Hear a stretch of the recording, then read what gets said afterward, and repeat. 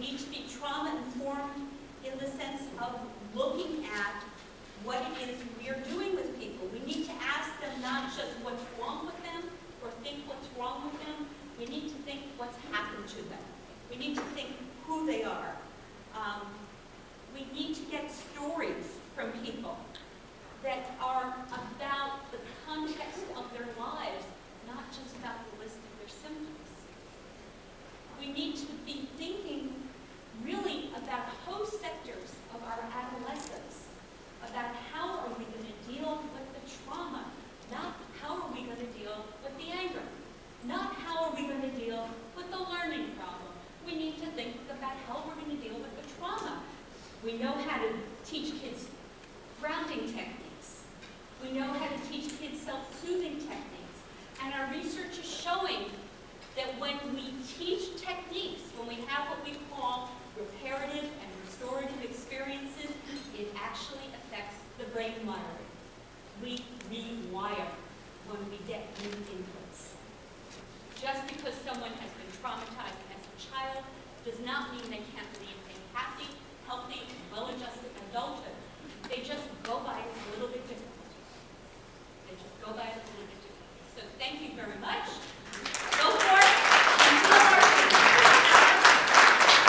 If adolescents, especially our more traumatized adolescents, if they have a worldview that this is how people treat each other and this is how I'm to be treated and this is what I deserve, then that's how they see the world. And we can say, oh, Gordon, you're wrong. I can say, like you know. Which is kind of what our kids do, right? Because we're kind of going in the wrong door with that. Traumatized adolescents avoid emotional experiences, including positive ones. Why are the positive ones difficult and painful as well for a really traumatized, heavily traumatized adolescent?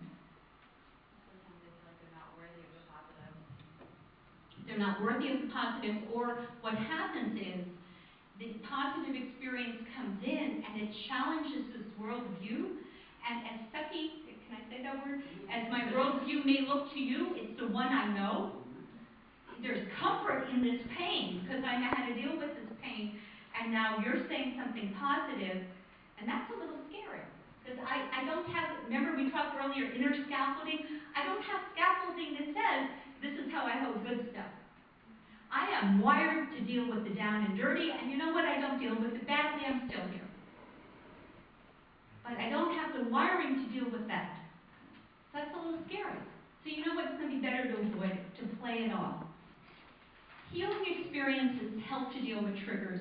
Healing experiences can rewire the brain. We know the brain is rewiring all the time. We also know people even as old as me can rewire our brain. It's slower, it takes more exposures, it's harder to do. You know, they say learning a language, you know, it's much easier to do it earlier than to do it later, but it's still possible. Reparative experiences and restorative experiences. Restorative are having new positive experiences. Reparative experiences are learning self-soothing techniques. One of the things that really has propelled me is working with the adolescents I worked with and realizing I had some self-soothing techniques to teach them. I didn't have enough. I now have more. And hopefully, if you start thinking this way, you will develop more. I think there's an infinite number of them out there. But kids who've been traumatized need to learn how to self-soothe. And very important with self-soothing trauma is to know it's temporary. When kids have been triggered, it takes over. It is everything.